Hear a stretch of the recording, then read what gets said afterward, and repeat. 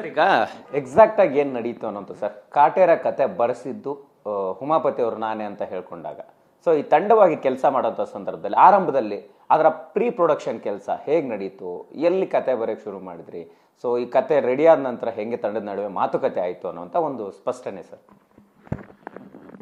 ಇದೊಂದು ಚೂರು ಹಿಂದೆಯಿಂದ ಹೇಳಬೇಕಾಗತ್ತೆ. ನಾನು 2016 ನಾನು ಚೌಕಾ ಫಿಲಮ್ಗೆ ಶೂಟಿಂಗ್ ಮಾಡ್ತಾ ಇರ್ತೀನಿ ಸರ್.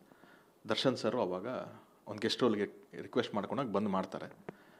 ಆ ಸಿನಿಮಾ ನಾನೊಂದು ಅವ್ರದ್ದು 7 ದಿವಸ ನಾನು ಶೂಟಿಂಗ್ ಮಾಡ್ತೀನಿ. ಅದು ಮುಗಿಯೋ ಕೊನೆ ದಿವಸ ನನ್ನ ಕ್ಯಾರವಾನಿಗೆ ಕರೆದ್ಬಿಟ್ಟು, ಅಪ್ಪಿ ನೀನು ಏನಾದರೂ ನೆಕ್ಸ್ಟ್ ಒಂದು ಪಿಕ್ಚರ್ ಯೋಚನೆ ಮಾಡು, ನಾವು ಒಟ್ಟಿಗೆ ಮಾಡೋಣ ಅಂತ ಹೇಳ್ತಾರೆ. ನಾನು ಶಾಕ್ ಆಗ್ತೀನಿ. ಇನ್ನು ನನ್ನ ಪಿಕ್ಚರ್ ರಿಲೀಸ್ ಆಗಿಲ್ಲ, ಫಸ್ಟ್ ಪಿಕ್ಚರ್ ರಿಲೀಸ್ ಆಗಿಲ್ಲ. ಒಬ್ಬ ಸೂಪರ್ ಸ್ಟಾರ್ ನನಗೆ ಅವಕಾಶ, ನೀನು ನೆಕ್ಸ್ಟ್ ಪಿಕ್ಚರ್ ಮಾಡು ಅಂತ ಹೇಳ್ತೀಯಾರೆ ಅಂತ ಅಂದ ತಕ್ಷಣ ನಾನು ಶಾಕ್ ಆಗ್ತೀನಿ. ಆಯಿತು ಬಸ್ ಮಾಡ್ತೀನಿ ಅಂತ ಹೇಳ್ತೀನಿ.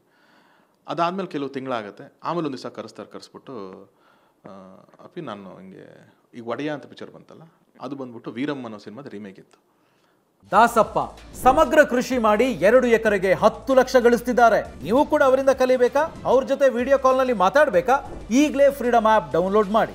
ಅದು 50ನೇ ಸಿನಿಮಾ ನಾನು ಮಾಡಬೇಕು ಅಂತಿದ್ದೀನಿ, ನೀನು ಡೈರೆಕ್ಷನ್ ಮಾಡೋದನ್ನು. ಅವಾಗಿನ್ನ ನಂದು ಚೌಕ ರಿಲೀಸ್ ಆಗಿಲ್ಲ.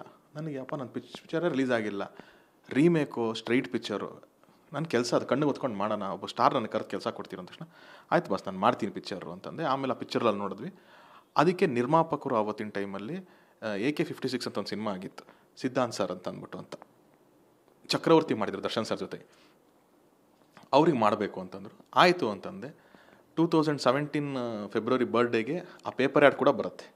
ನನ್ನ ಹೆಸರು, ಅವ್ರ ಹೆಸರು, D50 ಅಂತಲೇ ಒಂದು ಪೇಪರ್ ಆ್ಯಡ್ ಬರುತ್ತೆ. ಅದು ನೀವು ತೆಗೆದು ನೋಡಿ ಡಾಕ್ಯುಮೆಂಟ್ ಸಿಗುತ್ತೆ. ಸೊ ಅಲ್ಲಿಗೆ ಅದೇ ಪಿಕ್ಚರ್ ಅಂತ ಆಗುತ್ತೆ. ಅದೇ ಟೈಮಲ್ಲಿ ಚೌಕ ರಿಲೀಸ್ ಆಗಿ ತುಂಬ ಚೆನ್ನಾಗಾಗತ್ತೆ. Darshan sir picture ನೋಡಿರ್ತಾರೆ.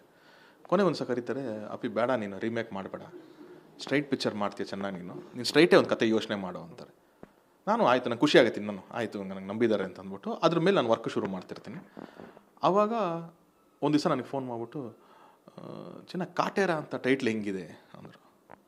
ಚೆನ್ನಾಗಿದೆ ಬಸ್, ಸೌಂಡಿಂಗ್ ಒಂಥರ ಹೊಸ್ತಾಗಿದೆ, ಚೆನ್ನಾಗಿದೆ. ಅದೇ ಹಿಂಗೆ ದಾವಣಗೆರೆ ಒಬ್ಬ ಕುಸ್ತಿಪಟ್ಟುಗೆ ಕಾಟಿ ಅಂತ ಕರೀತಾರೆ. ಸೊ ಕಾರ್ತಿಕ್ಗೆ ಕಾಟಿ ಅಂತ ಕರೀತಾರೆ, ಕಾಟೇರ ಅಂತ. ಆಮೇಲೆ ಆ ಕಡೆ ಕಾಡು ಎಮ್ಮೆಗಳಿಗೆ ಕಾಟೇರ ಅಂತ ಕರೀತಾರೆ, ಕಾಟಿ ಅಂತ ಕರೀತಾರೆ. ಇದೆಲ್ಲ ಹಿಂಗೆ ಅವ್ರು ಹೇಳಿದ್ರು. ಚೆನ್ನಾಗಿದೆ ಬಸ್, ಒಳ್ಳೆ ಪವರ್ಫುಲ್ ಸೌಂಡ್ ಆಗಿದೆ. ಯಾವ ಕತೆಗೆ ಚೆನ್ನಾಗಿದೆ, ಟೈಟ್ಲ್ ರಿಜಿಸ್ಟರ್ ಮಾಡಿಸೋಣ, ನೀನು ಕತೆ ಮಾಡ್ತೀಯ, ನನಗೆ ಬೇಕಾಗತ್ತೆ ಮಾಡಿಸ್ಕೋ, ನಿಂದು ಬ್ಯಾನರ್ ಇದೆಯಲ್ಲ. ಯಾಕಂದರೆ ದರ್ಶನ್ ಸರ್ದು ಬ್ಯಾನರ್ ಇಲ್ಲ, ತೂಗುದೀಪ ಪ್ರೊಡಕ್ಷನ್ಸ್ ಕೂಡ ದಿನಕರ್ ಸರ್ ನೋಡ್ಕೋತಾರೆ. ಸೊ ದರ್ಶನ್ ಸರ್ದು ಅಂತ ಅವ್ರ ಬ್ಯಾನರ್ ಇಲ್ಲ. ಅವ್ರೇನಂದ್ರು, ನೀನು ಬ್ಯಾನರಲ್ಲಿ ಮಾಡಿಸೋ ನನಗಂದರು. ಅವ ನಾನಂದೆ ಬಸ್ ನನ್ನ ಹತ್ರನೂ ಬ್ಯಾನರ್ ಇಲ್ಲ, ನಾನು Sharan banner, Laddu cinema house Sharan ಹೆಸರಲ್ಲಿದೆ, ಅದ್ರಲ್ಲಿ ಮಾಡ್ತಾ ಇರೋದು. ಸೊ ಇವಾಗ ಆ್ಯಸ್ ಆಫ್ ನೌ ಅದು 2 ಟೈಟ್ಲು ಮಾತ್ರನೇ ಅವಕಾಶ ಇರೋದು. ಅದು 2 ಟೈಟ್ಲು ನಾನು ಯಾವುದೋ ಬ್ಲಾಕ್ ಮಾಡ್ಕೊಬಿಟ್ಟಿದೆ. ಸೊ ನನಗೆ ಮಾಡಿಸ್ಕೊಳ್ಳೋದು ಕಷ್ಟ ಆಗ್ತಾಯಿದೆ ಬಾಸ್ ಅಂತಂದೆ. ಸರಿ ಬೇಡ ಬಿಡಪ್ಪಿ, ನಾನು ಬೇರೆ ಯಾರ ಹತ್ರನಾರು ಮಾಡಿಸ್ತೀನಿ ಅಂತಂದರು. ಅದು ಯಾಕೆ ನನಗೆ ಫೋನ್ ಮಾಡುತ್ತಾರೆ ಅಂತಂದರೆ, ಒಂದು ಟೈಟ್ಲು ಒಂದು ಕಡೆ ರಿಜಿಸ್ಟರ್ ಮಾಡ್ತೀವಿ ಅಂದರೆ ಒಂದು ನಂಬಿಕೆ ಬೇಕು ಅಂತ. ನಮ್ಮವರೇ ಯಾರೋ ಒಬ್ರು ಇದ್ದರೆ ಒಂದು ನಂಬಿಕೆಯಲ್ಲಿ ಇರುತ್ತೆ ಅನ್ನೋದಕ್ಕೋಸ್ಕರ ನನಗೆ ಕೇಳಿದ್ರು. ನನಗೆ ಆಗಲ್ಲ ಅಂತ, ಆಯ್ತು ಬಿಡಪ್ಪಿ ಅಂತ ಅಂದ್ಬಿಟ್ರು. ಅದಾದಮೇಲೆ ನನಗೆ ಅದ್ರ ಬಗ್ಗೆ ಮಾತಾಡಲಿಲ್ಲ. ಅದಾದಮೇಲೆ ಈಗ ಉಮಾಪತಿ ಸರ್ ಹೇಳ್ದಂಗೆ, ದರ್ಶನ್ ಸರ್ ಇದು ಮಾಡ್ದಂಗೆ ಅವರು ಮತ್ತೆ ಉಮಾಪತಿ ಸರ್ ಬ್ಯಾನರ್ನಲ್ಲಿ 2017 ರಿಜಿಸ್ಟರ್ ಮಾಡಿಸಿರ್ತಾರೆ. ಮೇ ಬಿ ಅದು ಬೇರೆ ಕತೆಗೋಸ್ಕರ ಅಂತ ಯಾವುದಕ್ಕೂ, ಅದಕ್ಕೆ ಕಾಟೇರ ಅಂತ ರಿಜಿಸ್ಟರ್ ಮಾಡಿ ಅವ್ರ ಬ್ಯಾನರ್ಲಿದೆ. ಸೊ ಹಾಗೆ ಅದು ಟೈಟ್ಲಲ್ಲಿ ಹೋಗಿದ್ದು. ಆಮೇಲೆ ಅದು ಮದಗಜಗೋಸ್ಕರ ಅಲ್ಲಿಂದ ಎಕ್ಸ್ಚೇಂಜ್ ಆಗಿ ನಿಮಗೆಲ್ಲ ಗೊತ್ತು, ಅದು ಫ್ಯಾಕ್ಟೇನೆ. ಅದು ಉಮಾಪತಿ ಸರ್ ಅಲ್ಲಿಂದ ಕೊಟ್ಟರು, ಇಲ್ಲಿ ತಗೊಂಡ್ರು.